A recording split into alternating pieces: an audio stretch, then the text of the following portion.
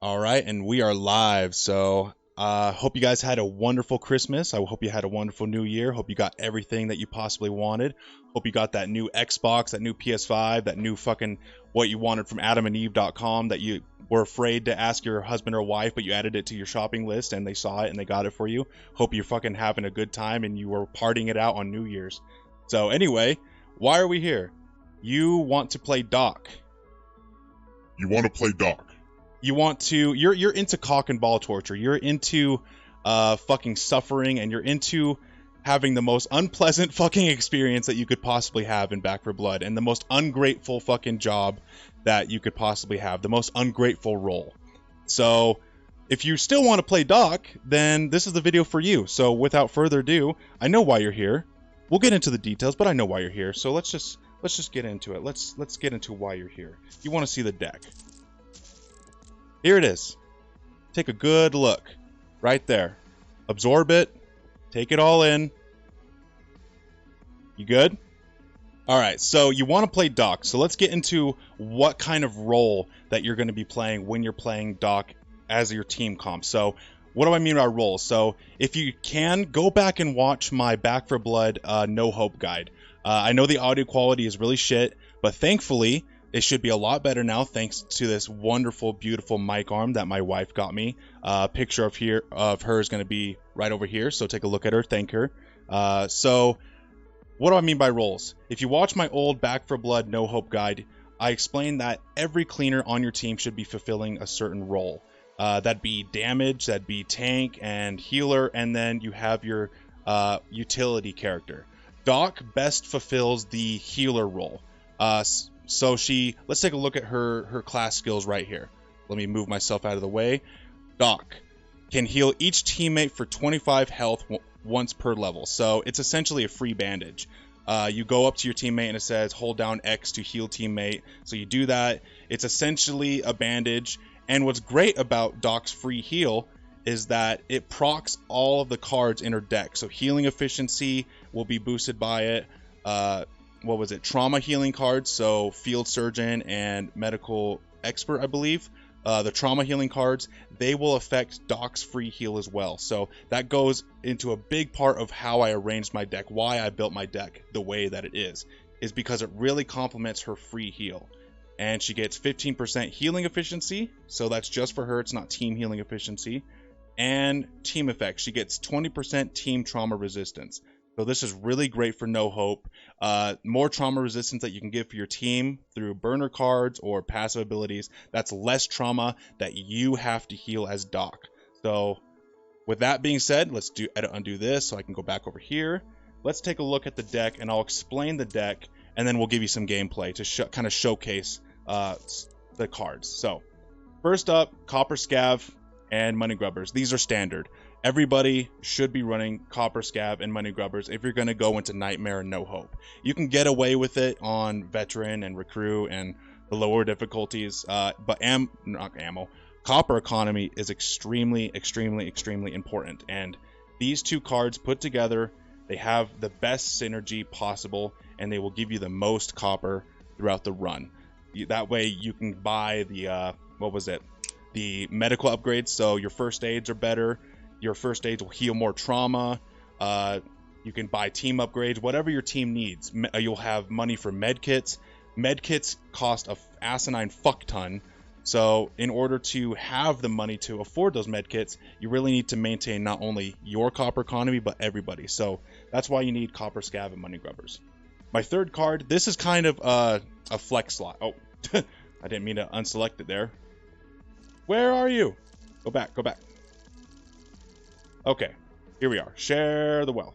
Let's put that back on. Share the Wealth. This is what I would consider your flex card. Everything else on this deck is required, but Share the Wealth I would consider the one card that you can kind of flex and put whatever you want for your personal play style. I put Share the Wealth on because compared to Copper Scav and Money Grubbers, it's the next best copper card in the game. Right off the bat on Act 1, Level 1, or whatever act you start off, you will immediately give the whole team 400 copper. And that really helps carry your copper economy, so you're spending less on team upgrades and you can afford more med kits. Quick play, I probably wouldn't slot this if you're going to do quick play, because who knows if your teammates are going to really make the most wise decisions with their copper. So if you're going to do quick play, I would probably take this out. But for coordinated teams, I would rock Share the Wealth. That way, it really helps your copper economy. I tried to think of other cards to put in here to really complement her playstyle, and nothing really came close to Share the Wealth. So card number 3, Needs of the Many. Self-explanatory. You're the healer. Stop being a bitch. Put this on. The team needs it. You're the character that needs to put this on. The DPS isn't going to put this on. They're running glass cannon. The tank isn't going to put this on. They need the extra health. It's your fucking job. Stop crying about it. Put this on. Medical professional. It heals, makes your health kits heal 10 more trauma as well as your defibs. So playing Doc, your number one enemy is trauma. That's why you have that trauma resist. That's why all the cards in this deck are healing efficiency, because trauma healing is now scaling with healing efficiency. That wasn't always that case. So you could make an argument that once you hit a certain threshold of healing efficiency, you could stop building healing efficiency cards and just slot in, movement speed or damage or whatever the fuck else. But now that trauma healing cards, like off of, Field Surgeon right here, and Medical Expert, now that they scale off of healing efficiency, it makes sense to just max out your healing efficiency and go beyond a certain cap. So that's why this whole deck is oriented to healing efficiency and not really any bonus damage or movement speed for yourself. This build, you're kind of putting all your chips on the table, right? So you're betting 100% all your poker chips that your team is going to be competent, that your team is going to have enough damage, that they're not going to be idiots and taking lots of excessive damage. You're betting that they know their roles, because you yourself as Doc in this deck, you don't have any damage, you don't have any movement speed.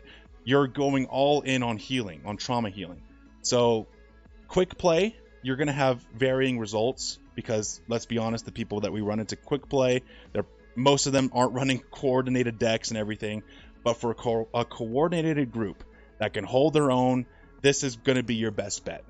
So let's go next card. EMT bag, 50% healing efficiency, great. Antibiotic ointment brings our healing efficiency up another 25%. And I love this card because it gives you a 20 temporary health shield. Temporary health is so important, because as Doc, your number one enemy is not healing regular health. That's freaking easy. There's cards in the game that let you heal regular health so easy. What was it? Amped Up? Let me show you this. Amped Up. So usually I have the utility class running this, so a Carly. When a horde is triggered, your team recovers 20 health. If you just have one person on the team running this, every time a horde is called, your whole team recovers 20 health. So almost never will you run into an issue where teammates need regular health. They're going to be fucked up by trauma. That's your number one job, is preventing trauma and healing trauma, because regular health is pretty easy to heal. So antibiotic ointment gives you a 20 temporary health shield. Temporary health, like I stated in my no hope guide, it negates 100% of any trauma you would have taken while that temporary health is in your health bar. So Field Surgeon heals 3 trauma to the target. So with Doc, we're running about, give or take, 200% healing efficiency. So all of our trauma healing cards, so this one is 3, and then Medical Expert is 1 trauma heal to the target. That gets doubled. So with regular bandages and regular pills, we're going to be healing 8 trauma to everybody we heal, as well as Doc's passive ability, her free heal. And then if we go back to Medical Professional, first aids and defibs heal 10, with healing efficiency being 200%, that's 20. So 28 trauma in total, I believe. So yes, 3, 1, 8, 28 trauma in total off of a white first aid kit. So that's very essential to keeping your team ahead of the curve. It's like a fast food worker during rush hour. You don't want to let your tickets pile up. You don't want to let your trauma build up too high, because it's going to be a bitch to try to repair later on. So our next card is Shoulder Bag to support inventory. This is just a no-brainer, being able to carry more first aids and pills and all that. Next card, Fanny Pack, +1 support inventory and 15% trauma resist. So that's really good for you, because you don't want to be focusing on healing yourself. You want to be focusing on healing your teammates. So the more trauma resist that you can give to yourself is great, because you don't want to be spending your heals so much on you. Support Scavenger, this card is great because in the higher difficulties, actually Nightmare might be okay, but No Hope, there is no resources that spawn natively on the map. You have to be running Support Scavenger or Offensive Scavenger and all that. So these two cards are going to be controversial, I can already tell. So Fit as a Fiddle and Well Rested. Why do I run these cards? So other people are going to say this is overkill and everything. Well, Fit as a Fiddle and Well Rested, when you combine these together, they allow you to have an overshield essentially. Without these two cards, you're limited to just your base health bar to heal, and that's not what you want to be doing. You want to be preventing trauma just as much as you want to be healing it. With these two cards enabled, so Fit as a Fiddle, 20% team bolstered health. So that's going to be the little tiny overshield bar on your health. That's how much temporary health that you can gain if you heal beyond your maximum health. It's kind of confusing. I'll record a second video to show you guys in the game. Well Rested, that's 20% team overheal. So this card is essential. It gives you 5% team healing efficiency, which it's nice. It's not a game breaker, but the overheal is imperative. You need to have at least one of these cards. Why? Because it allows you to heal beyond your maximum with just regular bandages. So let's say you're running through a level and you come across a thing of bandages. Well, your teammate, he's fully stocked up on health, but he has a shit ton of trauma, and you don't want to leave those bandages behind. You're maxed out on first aid kits or whatever. So you have a choice. Do you leave those bandages behind, or do you slot this card and you're actually able to use those bandages to heal back 8 trauma with all our healing efficiency and get some temporary health from antibiotic ointment and the overheal. It's really great for not leaving any resources behind. Well Rested allows you to use just regular bandages and first aid kits that don't have the white first aid kits that don't have the trauma heal slapped on once you hit green level. It allows you to use those resources when otherwise you would not be able to. I'll record a clip showing you guys that. Card number 14, Ammo for All. Ammo for All got buffed a few patches ago, and now it is a wonderful card. Ammo for All is just a great team buff card. I run this in all of my decks. Ammo for All is just great. They buffed the team damage by 1%. That may not sound like a lot, but when you times this card by 4, it equals 14% team damage. That's team damage. Team damage is great because it encompasses everything. It's not weak spot damage. It's not gun damage. It encompasses everything. So your expired T5 is going to be doing more damage. Your Tala bleed is going to be doing more damage. Your razor wire, everything you do is going to be doing more damage. And I don't understand the calculations, but it's in a damage category of its own to where it affects everything, and that's what you want. That's the best kind of damage next to what was it? I think it's called Glass Cannon and Patient Hunter. Those are the two best damage cards in the game. It's right up there. And then my last card, of course, Share the Wealth. So let's get into some gameplay. I want to show you guys some of the logic behind my card decisions. Alright, so I just loaded up Act 1, Level 1 on Nightmare, because I feel like that's the difficulty most people are going to run. Let's take a look at the cards. Now, the bots are running 3 versions of Medical Expert, so that does pollute the results a little bit. You're getting about, 15 times 3? 45% healing efficiency that you normally probably aren't going to have, but this is the best that I can do to show you guys. It's still going to be relative. So, first thing, I want to show you guys the free heal. So, take a look at Prophet. No, let's do Hang. Let's look at Hang's health. I'm going to use my free heal. So right here it says apply field dressing. Take a look at his health. Thanks, Doc. So it filled up all of his health. That's the free heal. And it gave him quite a bit of temporary health. That's just the regular bandage. So that's antibiotic ointment doing in the work, and probably a little bit bled over into Overheal. So talking about Overheal, let's look at my health bar. So I went and took the liberty of going to get myself fucked up a little bit. Look at my trauma. My max health is 80, but that's not my max health. Because of the trauma, normally my max health would be around like 140 or whatever. So we have a lot of trauma damage to repair. Let's go ahead and use a bandage on ourselves. I need to patch this up. Okay, so that healed 10 trauma damage. We went from max health from 80 to 90. So that's 10 trauma damage with all of our healing efficiency. But also look at my temporary health. a lot of that went into Overheal. So antibiotic ointment and Overheal bled over and created a temporary health shield. That's why we're running Fit as a, or not Fit as a Fiddle.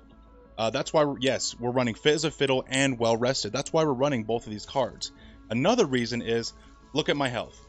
I'm maxed out. My regular health is healed completely. So if I wasn't running the card Well Rested, I wouldn't be able to heal anymore. So let's say you're going through a level and you find some bandages. I pick up the bandages. Oh, here comes a horde.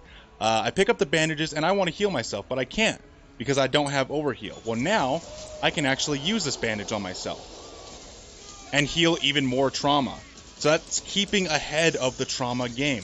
You're staying ahead of the game. You're like a fast food server you're not going to let your tickets pile up. You're going to deal with them as quick as you can. You're going to stay ahead of the game. Stay ahead of the trauma game. That's why we run Fit as a Fiddle and Well Rested, so we can get that Overheal. So if we come across a med kit on the map, we can actually use it to heal even more trauma. See, my max health is still full, but because I have Overheal, look, I'm back to 122 health. That's the highest. I can't use it anymore. That's my real health. That's how much health that I started this level with. So with those tips in mind, this is how you play this build with Doc. Maxing out your healing efficiency, maxing out your trauma heal, and then using Overheal with extra items you find on the map with Support Scavenger. You find extra bandages. Look, Prophet Dan, he's fully maxed out on health. Let me use this bandage on him. Now he's got an Overshield. He's got a Trauma Shield. That prevents trauma. Preventing trauma is more important than regular healing. So keep these tips in mind. Alright guys, that's been the Doc build. I hope this helps you guys. This is more for Nightmare and No Hope for highly coordinated groups. Like I said, this build will get you fucked if you take it into quick play with most randoms, because most randoms aren't running a well synergized group.